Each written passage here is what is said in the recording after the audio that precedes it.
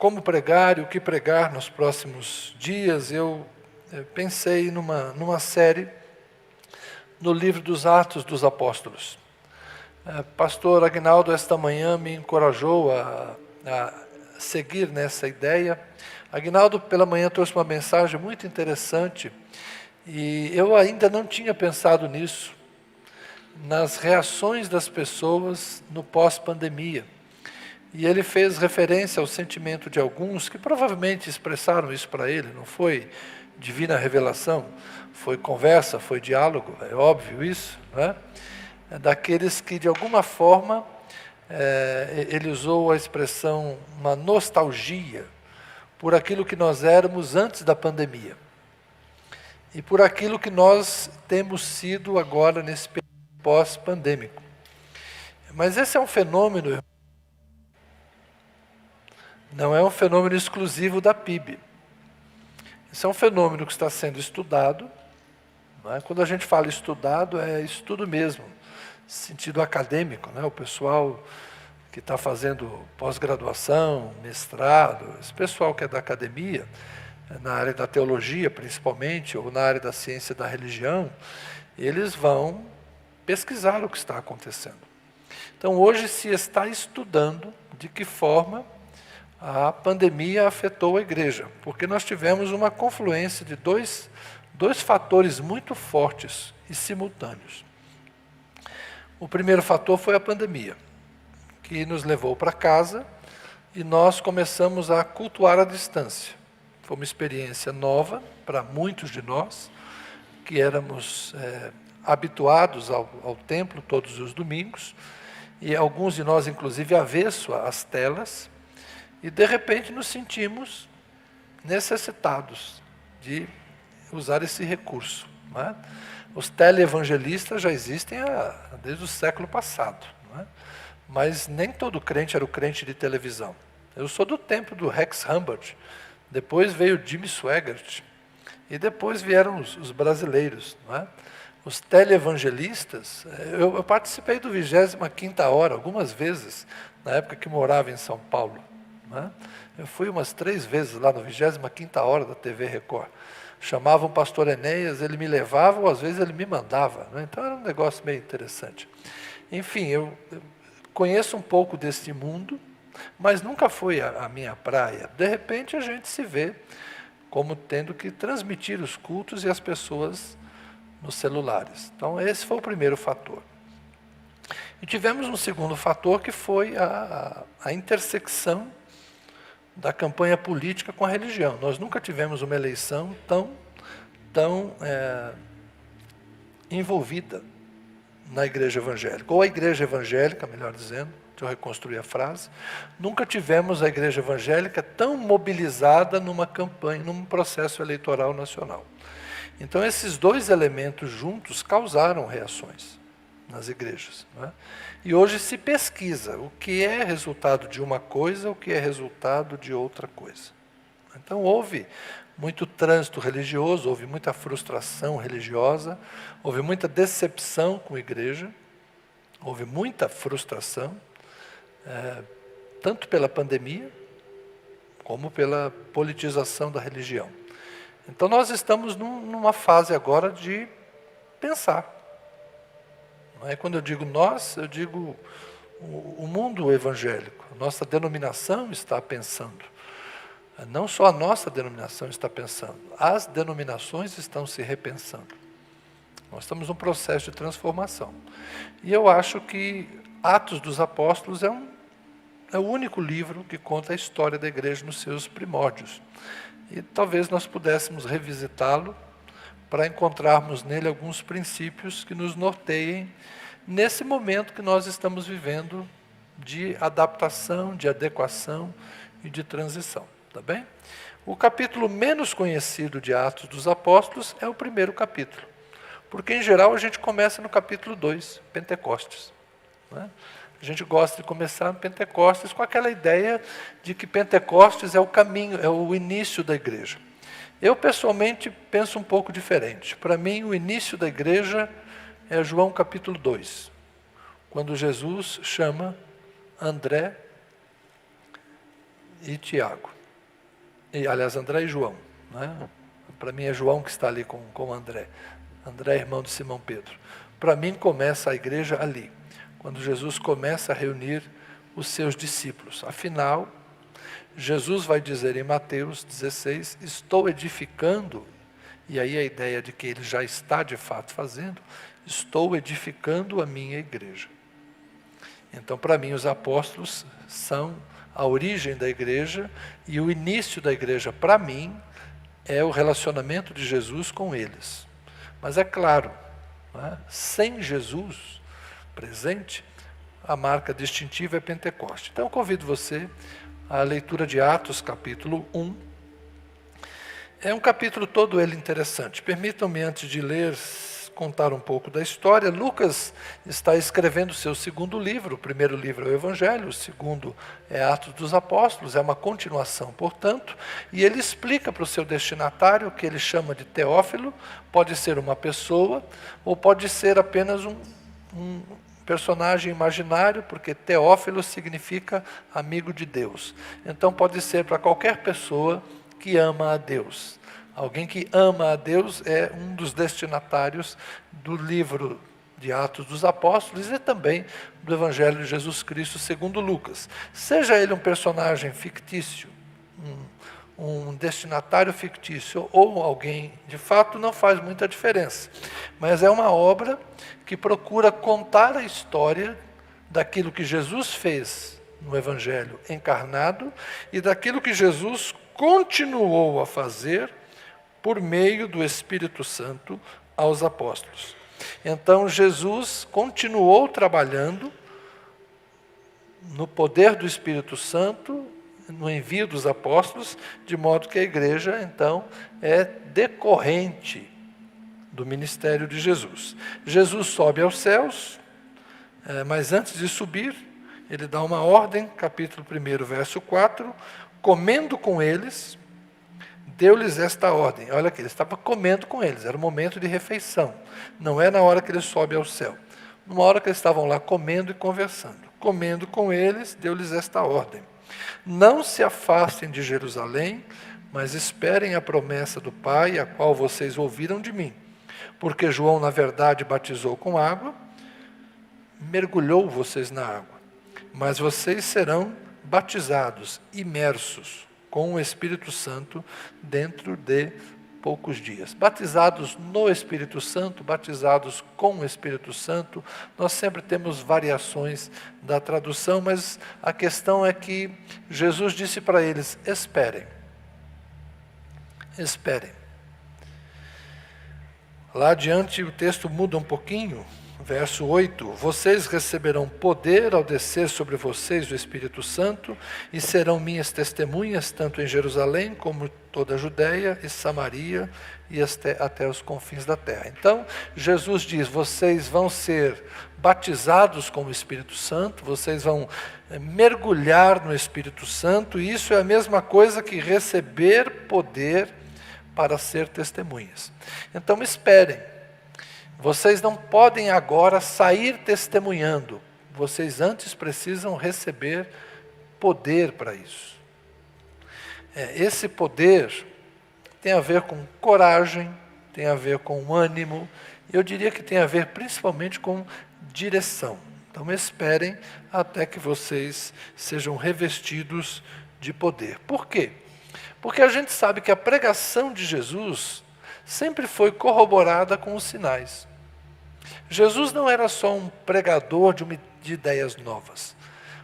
Os evangelhos sempre vão dizer que Jesus curava enfermos, expulsava demônios, pregava e ensinava. E podemos incluir aí, ressuscitou alguns mortos. Então, a mensagem de Jesus sempre foi corroborada pelo poder. Ele fazia sinais do reino, e pregava o evangelho do reino. O que Jesus está dizendo para os seus discípulos? Calma, vocês já sabem o que dizer. Vocês já viram as coisas, vocês já viram a crucificação, vocês já me viram ressuscitados, vocês já ouviram meu ensinamento, vocês têm o que dizer, mas não bastará palavras. Vocês terão que ter autoridade espiritual, vocês têm que ter poder. Paulo vai dizer mais ou menos a mesma coisa quando ele vai escrever aos Coríntios, dizendo: a minha estada entre vocês não consistiu apenas na proclamação de palavras de sabedoria, mas em manifestação do Espírito e de poder. Então, no ministério de Jesus e no ministério dos apóstolos, era preciso palavra e poder. Palavra e poder. Mais uma vez quero voltar aqui ao Agnaldo desta manhã, que nos falou exatamente sobre isso. Nós temos que ter essa dinâmica da palavra e do poder. Porque o Evangelho é isso. O Evangelho é poder de Deus para a salvação. E salvação não é apenas vida eterna.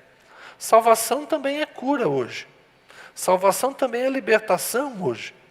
Salvação também é quebrar as cadeias da opressão. Alguém está escravizado no álcool, está escravizado na droga, está escravizado em algum tipo de pecado. Ora, a salvação é a liberdade. Salvação é a transformação instantânea, imediata, que o Espírito Santo pode fazer. Nem sempre faz, mas pode. Salvação é a cura de uma enfermidade, salvação é a cura de alguém cujo espírito está angustiado, salvação é a transformação de alguém que tem autoestima baixíssima em alguém que começa a se ver como um filho de Deus, uma filha de Deus, com dignidade restaurada. Salvação tem muitas facetas, não só a faceta da eternidade, mas ela se apresenta hoje. Então é importante que nós tenhamos a palavra e o poder. O Evangelho, a boa nova de salvação, mas também as demonstrações claras que o nome de Jesus Cristo tem poder. Os sinais seguirão os que crerem. Amém? Está claro? Então, isso que Jesus está dizendo aqui para os discípulos: fiquem em Jerusalém até que, depois que, vão pregar em Jerusalém, Judeia, Samaria, confins da terra. Isso aí é Atos. Mais para frente a gente vai tratar disso. E exatamente esse é o roteiro do livro.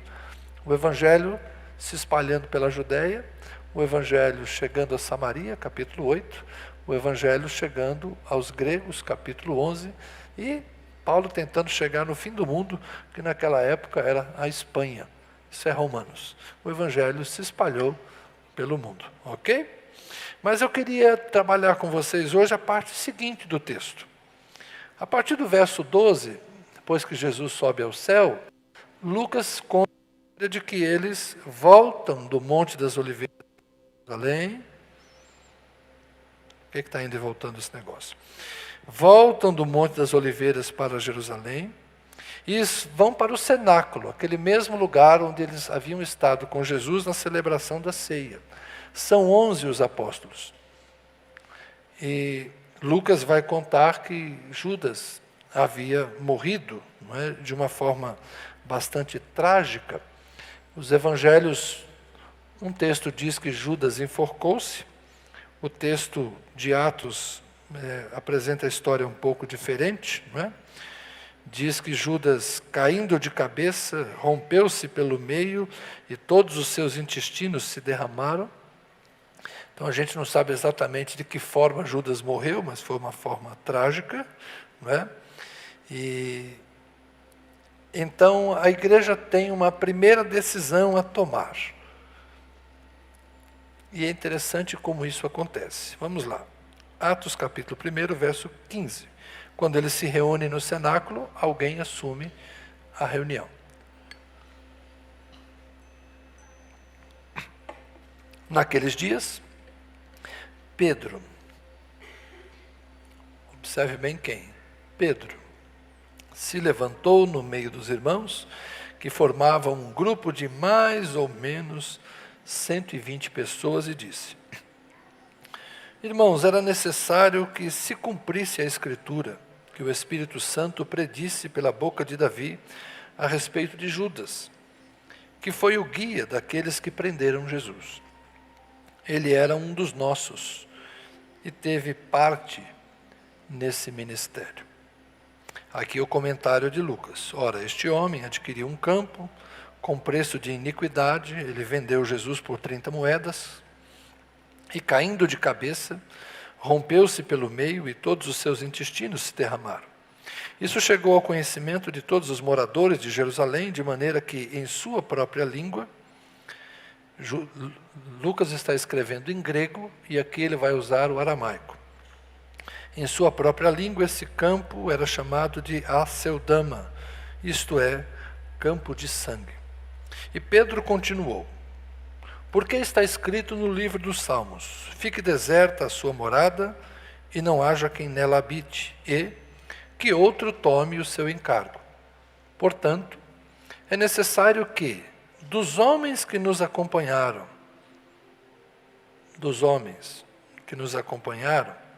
todo o tempo em que o Senhor Jesus andou entre nós, começando no batismo de João, até o dia em que foi tirado do nosso meio e levado às alturas, um destes se torne testemunha conosco da sua ressurreição. A missão de ser testemunha.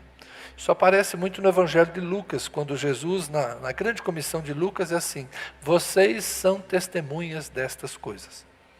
Então, o objetivo de Jesus formar uma confraria de discípulos era que houvesse testemunhas de tudo aquilo que ele fez. E aí Pedro está evocando aqui a mesma ideia. Nós precisamos de um outro que ocupe o lugar de Judas para que seja testemunha conosco da sua ressurreição. Então propuseram 2. José, chamado Barsabás, também conhecido como Justo, e Matias.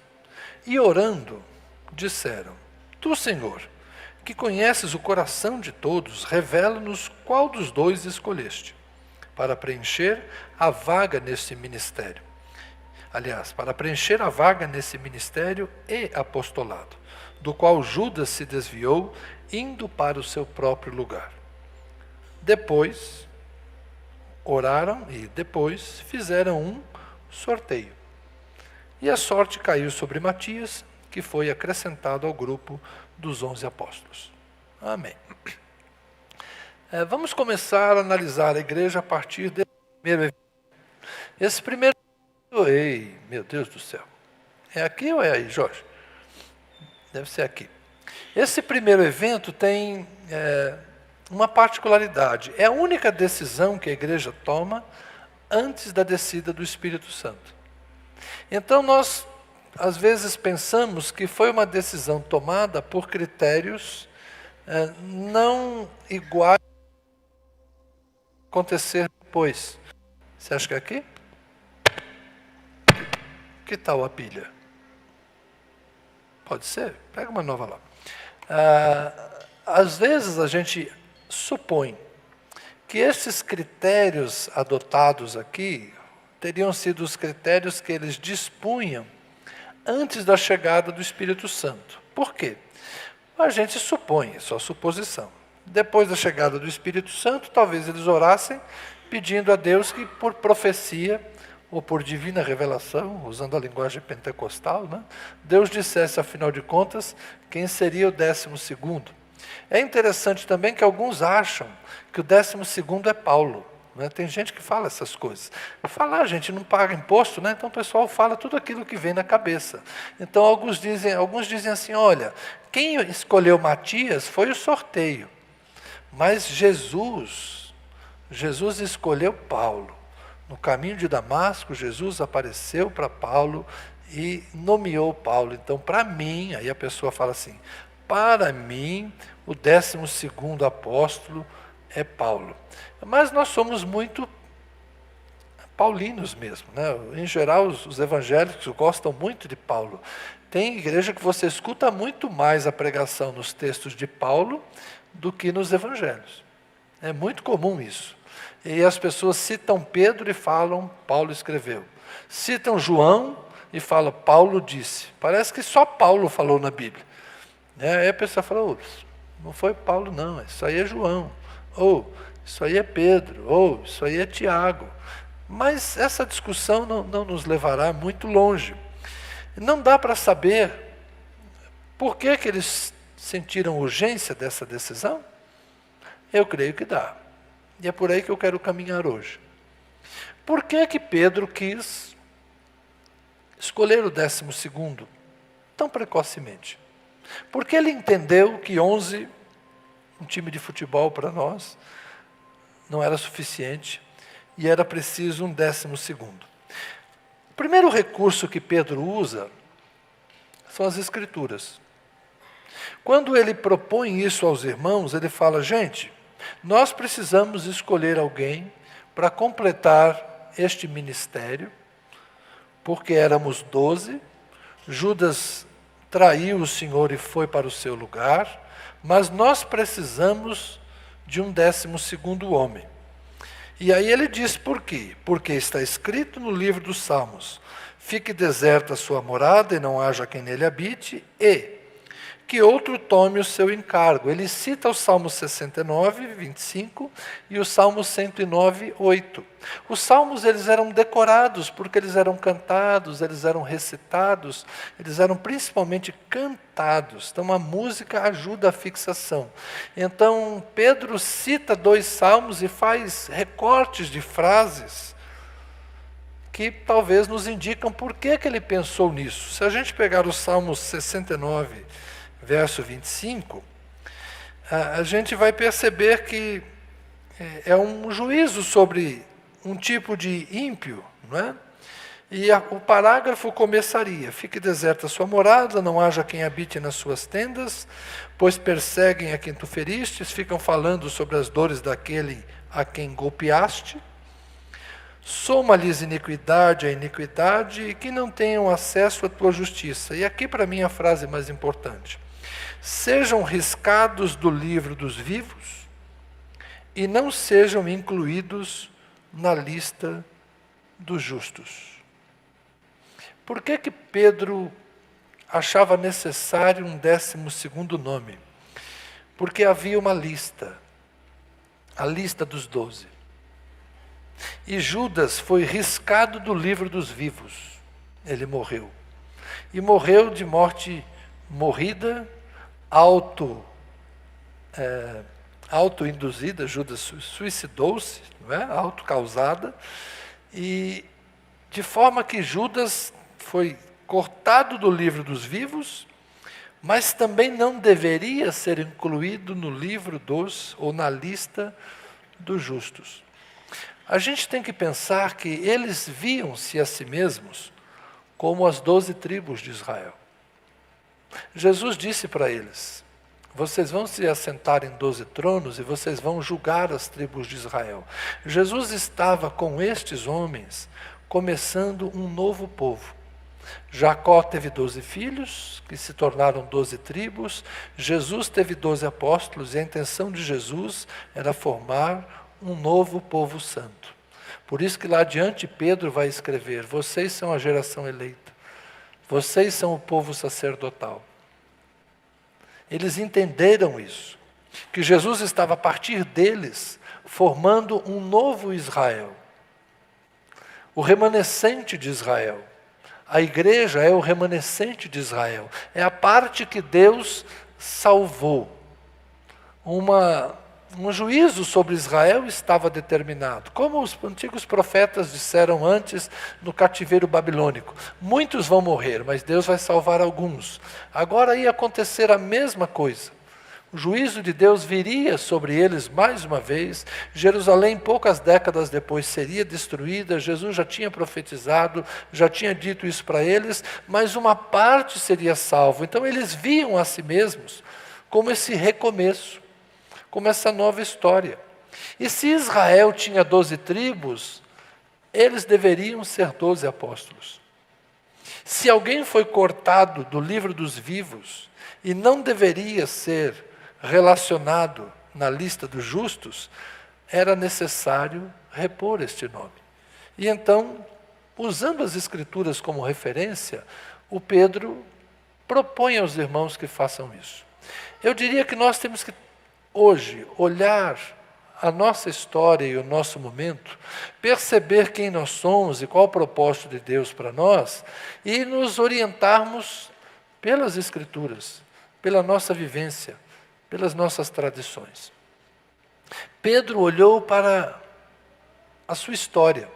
Pedro olhou para a história do seu povo.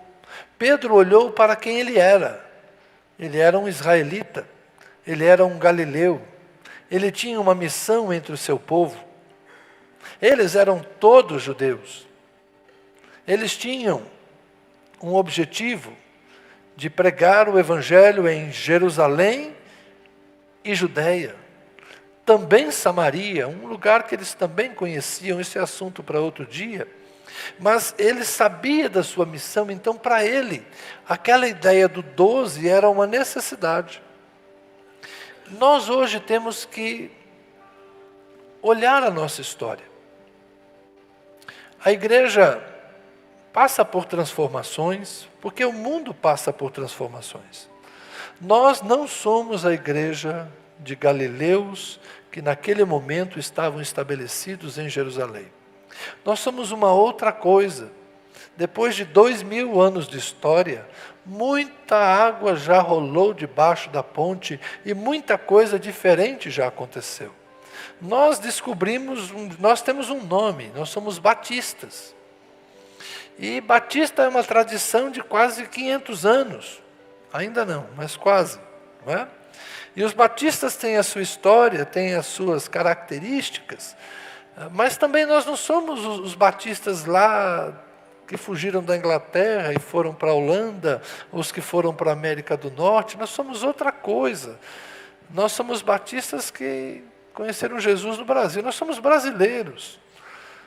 E nós temos o nosso jeito de ser batista, e nós somos de Brasília.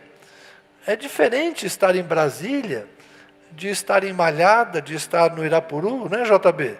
JB pastoreia lá no Irapuru, interiorzinho de Goiás, de onde Jorginho viveu uma parte da sua vida. É diferente ser um batista em Brasília, de ser um batista no Irapuru. É diferente ser um batista renovado, ser um batista regular. Um batista, eu falei ontem que existe batista do sétimo dia, acreditem, mas existem batistas do sétimo dia. Tem os batistas reformados. Então, assim, cada igreja tem que entender o seu perfil, tem que entender a sua história e entender quem ela é. Pedro se reúne com seus irmãos e diz: nós temos que ser 12, porque 12 no nosso povo é um número de completude. Enquanto nós não fomos 12, está faltando uma tribo. Vocês sabiam que as 12 tribos são 13? A Bíblia é cheia de coisa estranha, né? A gente fala as 12 tribos. Existem 12 territórios. Geograficamente, no mapa, você vai encontrar 12 territórios. Pega lá um mapa de Josué, da época de Josué, você vai encontrar 12 territórios. Só que um filho de Jacó chamava José. Mas José teve 2 filhos. E um terreno foi dado para Manassés e outro foi dado para Efraim. Então você não acha no mapa José. Você acha Efraim e Manassés. São 12 territórios. Mas cadê o território de Levi? Levi não tem território. Levi serve a Deus. Então, na prática, são 12 tribos. Porque 12 tribos têm terra. E a 13ª não tem terra, mas é um povo, é um clã.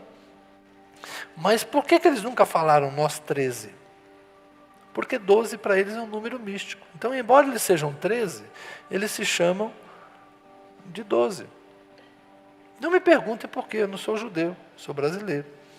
Mas eles sempre se referiram a si mesmos como as 12 tribos, embora fossem 13 tribos. É por isso que 13 é o número do Zagalo e não o número da Bíblia. 13 dizem que é o número de mau agouro. Não sei por quê também, não tem nada a ver com isso, não sou supersticioso. Então Pedro olhou para a cultura do seu povo. Nós temos que ser 12. Nós temos que olhar para a nossa cultura. Nós temos que olhar para o nosso tempo. Nós temos que olhar para o nosso mundo. Nós temos que olhar para a nossa cidade. E quais são as nossas referências? Nós vamos olhar as Escrituras e vamos buscar nas Escrituras o que as Escrituras dizem para nós. Ele achou lá 2 textos interessantes que justificavam a escolha de um 12º para a substituição de Judas, coisa que para eles fez sentido, né? Que outro tome o seu encargo, que ele fique pouco tempo e que outro tome o seu encargo. E isso foi um argumento suficiente para que eles decidissem, vamos fazer. Então nós, irmãos, estamos vivendo uma época de transformação. Não podemos esquecer o nosso passado. Temos que olhar para trás, temos que ter o retrovisor, olhar para trás, ver de onde viemos, ver como chegamos até aqui, quais foram as balizas que nos nortearam, quais foram os princípios que nos mantiveram dentro de um caminho reto, santo, justo e bom, e preservar isso. Temos uma tradição histórica, temos uma herança histórica, temos valores, e estas coisas devem ser levadas em conta. Então a gente olha para trás, e a gente tira das Escrituras a validade desses valores que nós entendemos ser importantes. Eu gostaria de convidar vocês a que nós pensássemos o nosso futuro, mas sem esquecermos quem fomos e sem sermos negligentes com aquilo que somos, mas também não perdendo o foco daquilo que poderemos nos tornar. Tá bem? Então nós fomos uma igreja, nós somos uma igreja e nós seremos uma igreja. A gente precisa aprender a transitar nesses diferentes tempos verbais. Então, preservemos as nossas tradições, que são boas, superemos aquelas que devam ser superadas, mas usemos, como Pedro, as Escrituras como nossa referência. Bom, eles então estavam convencidos a escolher o 12º. Estabeleceram o quê? Critérios. Pedro faz a proposta. É necessário que dos homens, e ele já tira as mulheres do jogo, porque eram 120 pessoas, estavam lá com eles mulheres, Maria, mãe de Jesus, e os irmãos dele, mas, para esta escolha, é necessário que dos homens que nos acompanharam todo o tempo em que Jesus esteve entre nós, começando no batismo de João, ou seja, alguém que conheceu desde lá o batismo de João, passou pela escola de João, adotou a escola de Jesus, foi matriculado na escola de Jesus, e foi, como nós, testemunha da ressurreição. Então Pedro estabelece um critério de fidelidade. Alguém que foi fiel. Alguém que esteve conosco desde o princípio até agora. Tem a ver com fidelidade, tem a ver com constância, tem a ver com experiência, com vivência.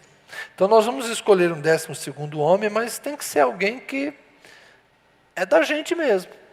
É alguém que esteve conosco. Encontraram 2 pessoas que se encaixavam nessa descrição. Então, a segunda coisa importante aqui é termos critério para as coisas. Nós devemos ter critérios. A sociedade de hoje, alguns falam que nós precisamos de limites. Sim. Na verdade, o que alguns chamam de limites são critérios. Nós temos que ter critérios coerentes. Não sei se você viveu numa família incoerente. O que é uma família incoerente? Um dia o pai fala uma coisa, outro dia ele fala outra. E você nunca sabe o que ele na verdade quer. Você já conviveu com um chefe incoerente? Que um dia te dá uma orientação, na semana seguinte ele muda a orientação, você fala, mas não é para fazer assim? Eu falei para fazer isso? Falou. Não, mas não é para fazer isso, agora é assim. As regras mudam constantemente. Você já conviveu com alguém que você não consegue entender a lógica dele? Como é difícil você conviver com alguém que não tem coerência, que não tem valores definidos, que não tem ideias claras, que não consegue manter um caminho reto.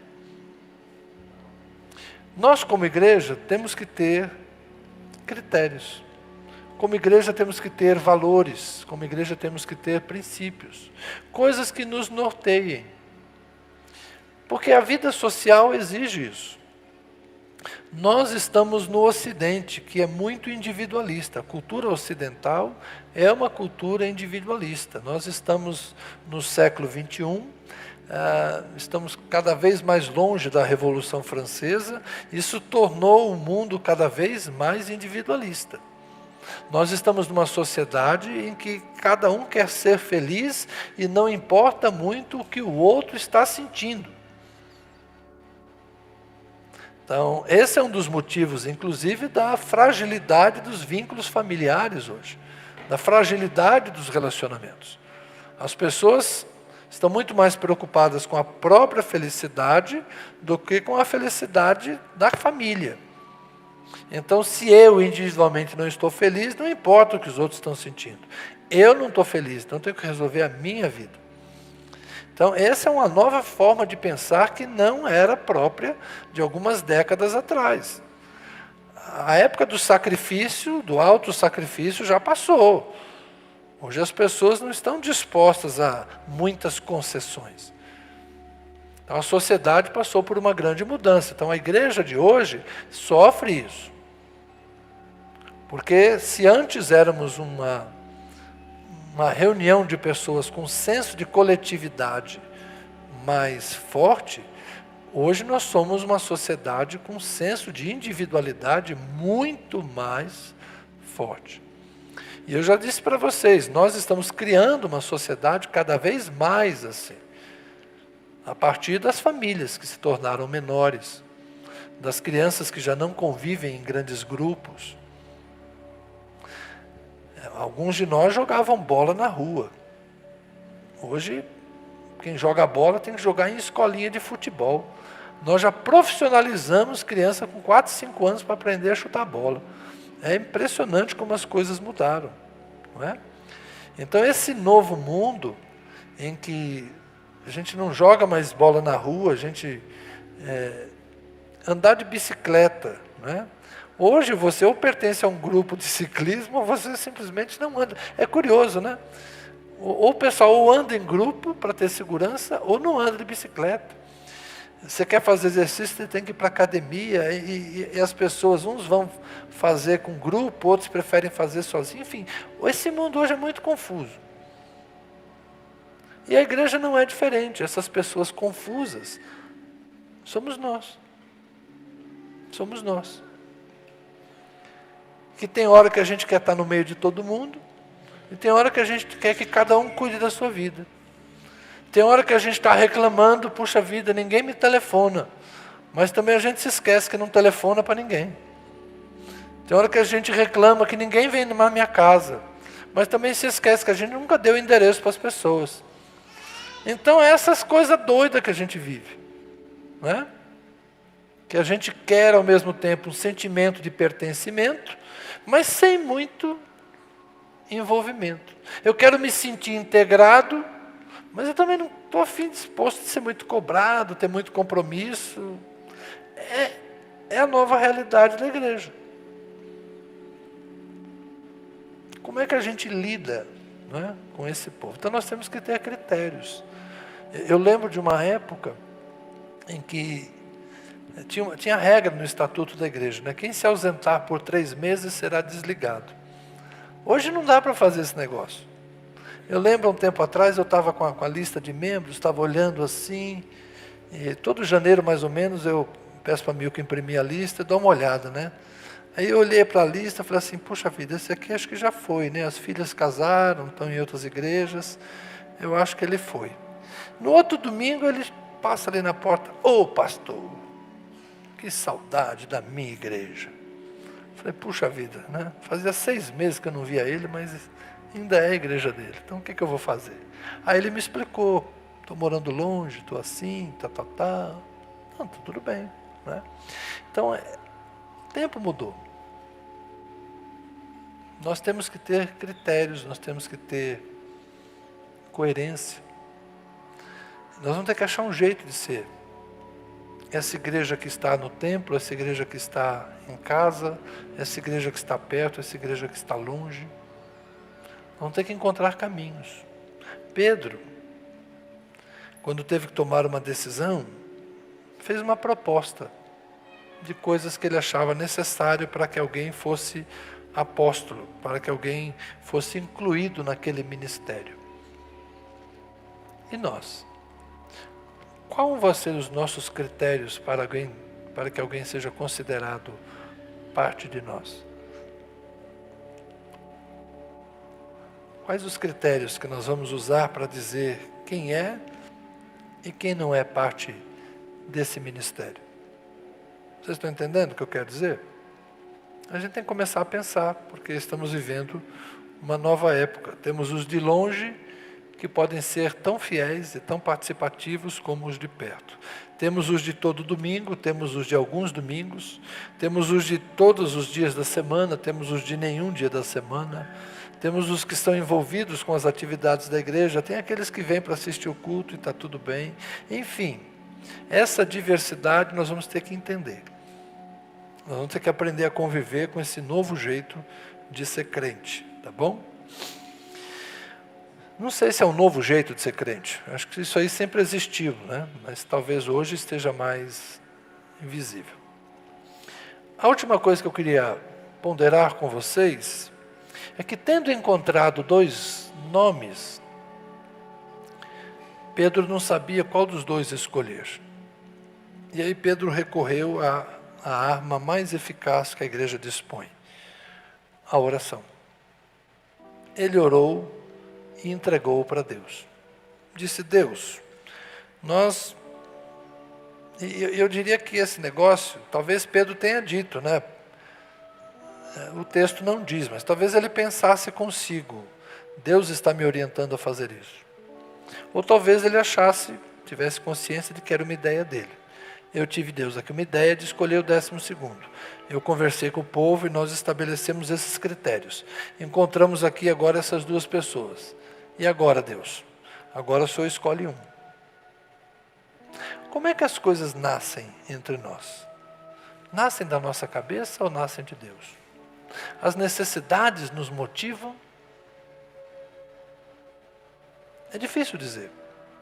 O que foi que Deus disse para Pedro fazer? O que foi que Pedro achou que deveria ter feito? A gente vive o mesmo dilema hoje.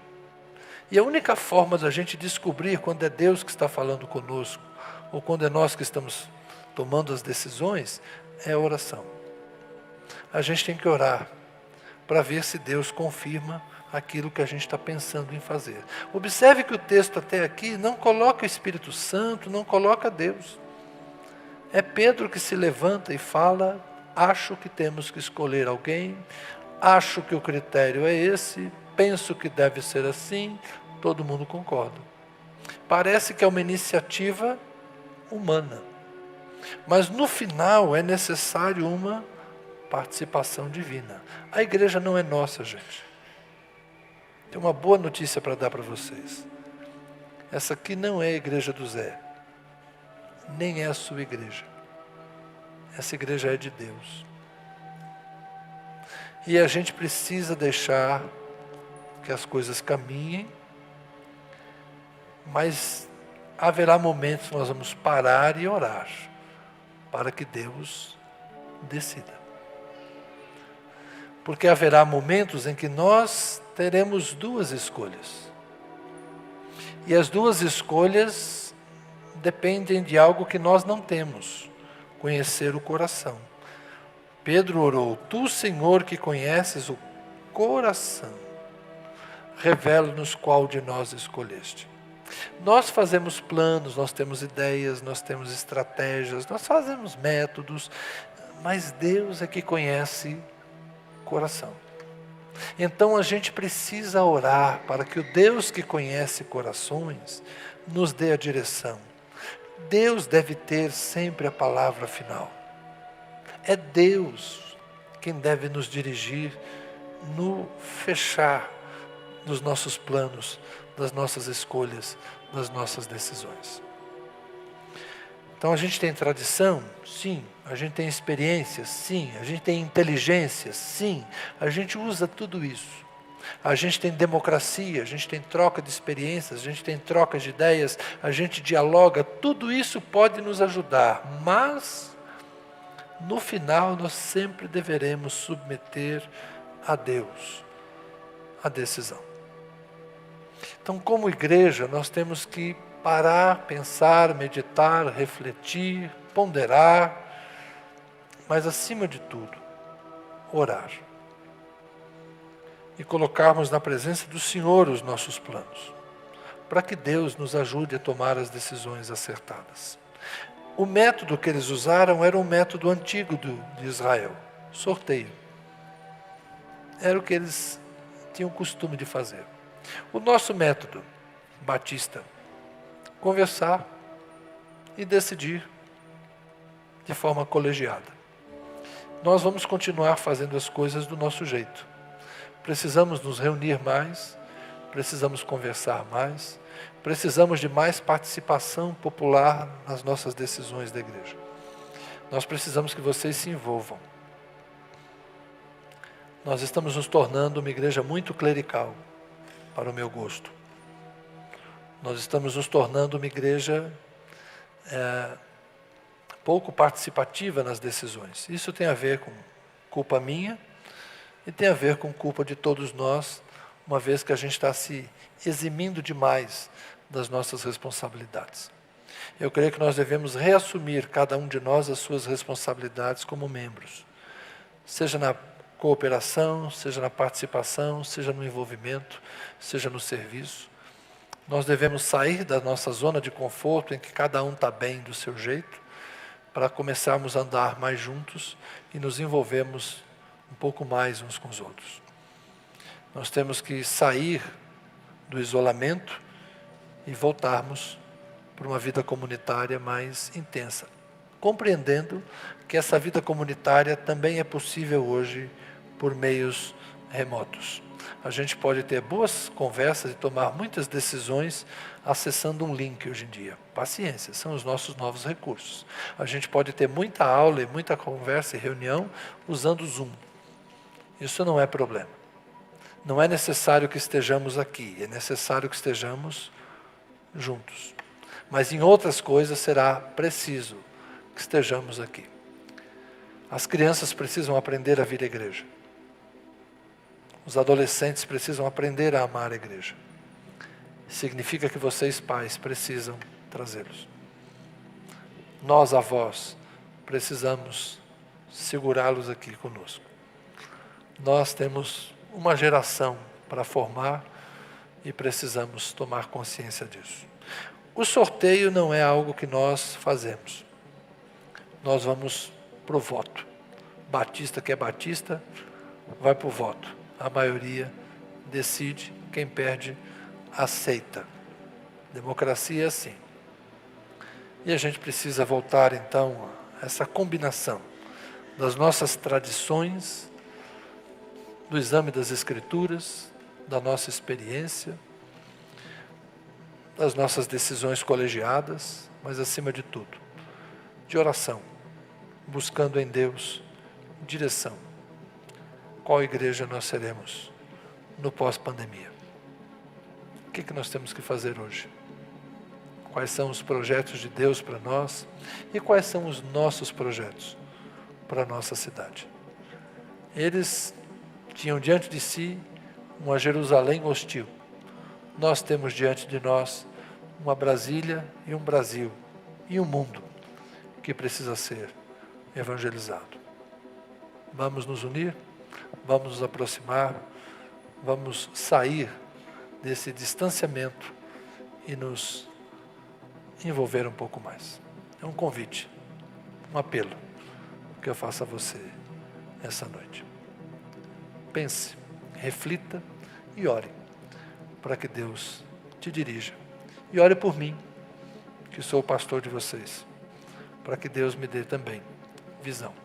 Naquele dia, Pedro, o líder escolhido por Jesus, se levantou para dar a direção.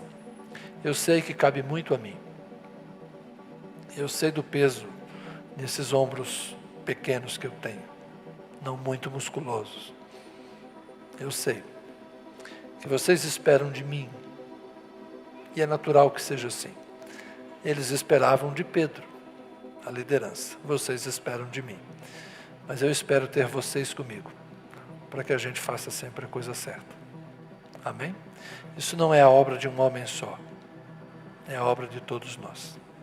O Evangelho foi dado a todos nós, e a igreja somos todos nós, e Cristo o nosso cabeça. Vamos ficar em pé, vamos orar. E vamos passear um pouquinho por Atos nos próximos domingos, vamos ver o que mais a gente encontra lá. Senhor, diante de nós, um Brasil quase evangélico. 10 milhões de desigrejados. Gente frustrada, gente machucada, gente que não quer saber de igreja. Gente que não acredita mais em igreja. Não acredita mais em instituições. A dificuldade de separarmos hoje evangelho de religião, a nova moda, dizer o que é evangelho, o que é religião. Ah, Senhor, o desafio da interpretação das Escrituras nesses tempos de pós-modernidade. Os desafios do respeito a esta cidadania individualista que todos nós conquistamos, Senhor. O direito da nossa individualidade, o direito da nossa particularidade, o direito, ó Deus, da inviolabilidade das nossas consciências. Ah, Senhor, obrigado. Estas são conquistas do mundo moderno, mas são desafios, Senhor. Desafios para sermos uma coletividade formada em tempos tão diferentes. Ajuda-nos, Senhor, a encontrarmos a linguagem, a encontrarmos o caminho, a encontrarmos os termos, a encontrarmos os limites. Ajuda-nos a encontrarmos justiça, verdade, misericórdia, princípios eternos, porque emanam do Teu caráter, Deus. Ajuda-nos a viver em amor, porque é o amor que cobre uma multidão de pecados. Ajuda-nos a viver em paz, Senhor, porque foi para a paz em Cristo que todos fomos convidados. Fomos reconciliados com Deus por meio de Jesus Cristo, para termos paz com Deus e para termos paz uns com os outros. E nesses dias, Senhor, confusos, complexos, de tanto conflito, tanta insegurança, nós pedimos ao Senhor que nos ilumine e que tomemos as decisões necessárias para o nosso caminhar. E se quisermos crescer, Senhor, que os nossos motivos sejam legítimos, que não sejam vaidosos, que não sejam motivos egoístas, que não sejam motivos fúteis. Se queremos ser uma igreja relevante, Senhor, que não seja para a nossa glória pessoal, mas que seja para a glória do Senhor. Se queremos ser uma igreja eficiente, que cumpre a sua missão no reino, que seja para que Jesus Cristo seja conhecido, Senhor. Guarda o nosso coração destas tentações, ó Deus, da vaidade, da glória, da fama, da promoção pessoal. Guarda-nos, Senhor, do orgulho, da arrogância, da insensibilidade. Guarda-nos do egoísmo e também da inveja, Senhor, do sucesso alheio. Que o nosso coração seja guardado desses pecados que sempre existiram aninhados, mas que ganharam novas facetas hoje em dia, Senhor. Que nós nos arrependamos deles e que nós os deixemos para seguirmos o Senhor com santidade, com justiça, é verdade, e com paz. Que o Espírito de Cristo possa estar em nós e nos reconcilie uns com os outros, Senhor. Que o Espírito de Cristo nos dirija e que na voz da maioria nós possamos de fato encontrar o conselho de Deus para nós. E se possível, Senhor, conduza-nos à unanimidade, conduza-nos à unidade, Senhor. Conduza-nos sempre que possível, ó Deus, à conciliação mais profunda por afetos sinceros de misericórdia, vínculos de amor que não possam ser quebrados por coisas banais dos nossos dias. Que nada separe aquilo que Cristo uniu, Senhor. Que a cruz nos aproxime e que a ressurreição de Cristo nos faça de fato crer que podemos viver uma vida nova, diferente. No mundo que ora é-nos hostil, que ora nos chama de forma tentadora, que nós possamos ser sinal do reino, testemunho do Evangelho de Cristo, sal da terra, luz do mundo, sem contaminação, sem pecado. Abençoa-nos, Deus, por Cristo oramos. Amém.